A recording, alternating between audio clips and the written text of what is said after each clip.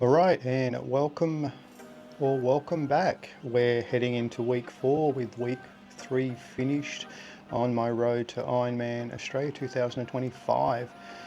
Just a bit of an introduction for those who don't know me. My name is Des Trindle and I've been a lifetime addict of the sport of triathlon, with my first triathlon being around 1983 in Nepean. My first attempt at an Ironman was a Triple M in I think 84 or 85. I was pretty young, I think I was about 14 or 15. I didn't finish that year. I ended up in Manly Hospital, obviously too young being that age, and lack of training. My training was like 1k in the old Narrabri swimming pool, followed by a Mars bar. My longest ride at the time was 80k from Narrabri to Weewar and back, and anyone knows that area. It's a pretty wild country road. I don't think I'd run more than 8k, so the day itself was a little long. The race was held in Sydney in Akuna Bay.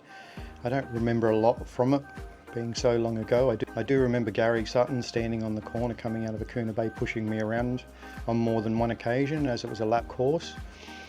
And I remember 14k into the run seeing an ambo come towards me in one direction, and next thing I know I was heading in the other direction inside the ambo. So at least I got 14k into the run at such a young age, and it took me until 1992 to finish another Ironman, or to actually finish an Ironman, because I didn't really finish that one, did I? Which was Foster in 92. Anyway, let's get into this week.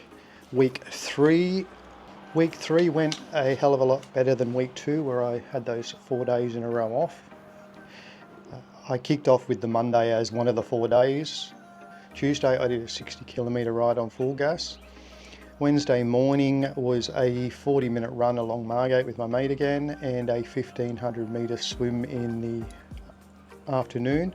That swim was just a 300-metre warm-up, 10 50s with a 30-second rest, 5 100s with pull buoy and paddle, and just 200 warm down and out.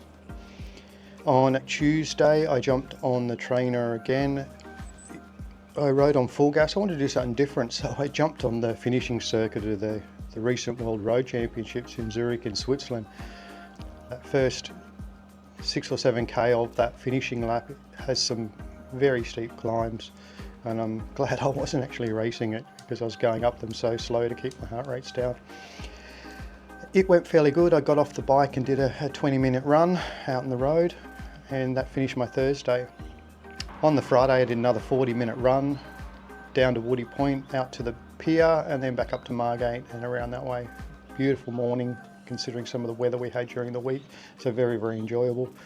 On the Saturday I went out on the tri-bike for the first time this season, and I felt it up in the shoulders here. Obviously I've got a bit of work to do on the setup with that particular bike, because I have changed the cockpit with some new bars that I got sent over. The ride itself went fairly well. I just kept that heart rate around 130, 140 on the little climbs. Went a little bit over the 2 hours. I think it was 2 hours 13, something like that.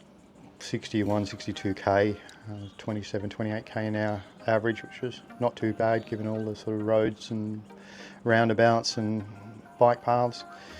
Once again off the bike into a 20-minute run. On Sunday morning I got an easy 60-minute run in, averaging 124 heart rate.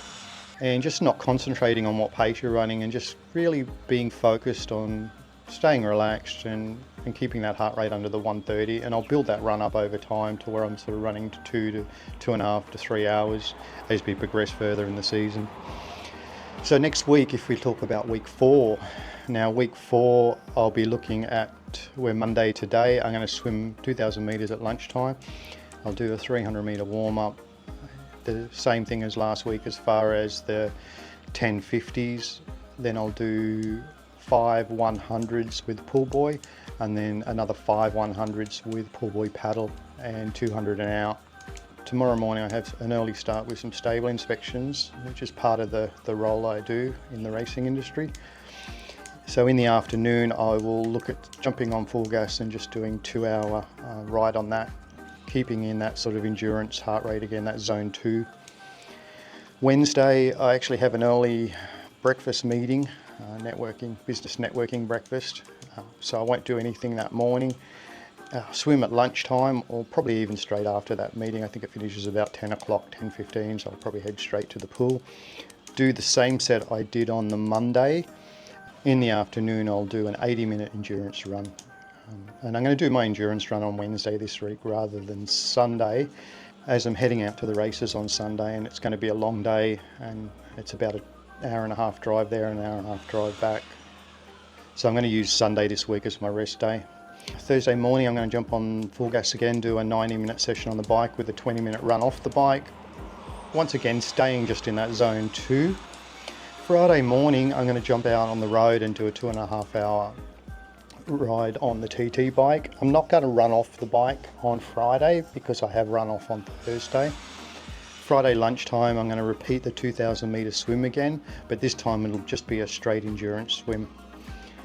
Saturday, I'm doing a 15-minute warm-up, and then I'm going to do a 5k park run.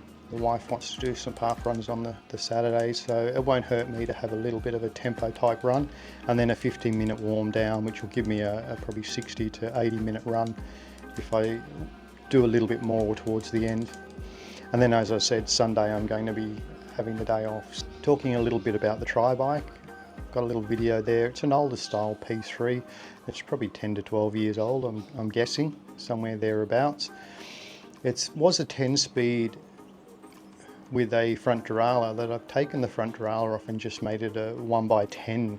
I'm going to actually get a longer cage rear derailleur and look at running a bigger gear, especially for that climb at Port, which is around the 72 mark, I believe, up Henry Roberts Drive. I did struggle on that the last year, and this year I'm looking at having the right gearing to get up it, so we'll see how that goes as we get closer. Between now and then though, I'm looking at Bribie Island, which is a flat course in December. There's a 750 20x5 there, and then there'll be 1 or 2 Bribies after that, and then out to Gundawindi in March, which is flat again. So I really do want to have that gearing sorted out by May though, and give myself a decent sort of climbing gear. I don't want to be struggling up that Henry Roberts Drive again. It wasn't pleasant last year. As far as my weight goes as well, it hasn't been real good. I started 6k and a bit over what I was at Port Macquarie in May when I got back into it, which was 93.6, and I've only managed to drop down to sort of 92 kilos. So I've got to focus, I guess, a bit more on what I'm putting into my body as far as food goes as well. Also give a shout out this week to my mate in the UK who's got himself back on the bike and been doing some runs. Awesome job, mate, and I'm looking forward to following your progress. You're looking at doing an Ironman at some point in the future, and just keep your head down, keep into it. Also thanks Steve for the comments on my video. We sort of come from around the same background. You did your last Ironman Australia in 2014 as I did. As you said in the comment, you're 10 years older than me and retired now, so a bit more time, but I'm hoping to see you there at Port Macquarie in May 2025. Anyway guys, that's my week 3, and that's looking into what I plan for week 4. I will talk to you all next week, and have a great week out there. Stay safe. Cheers.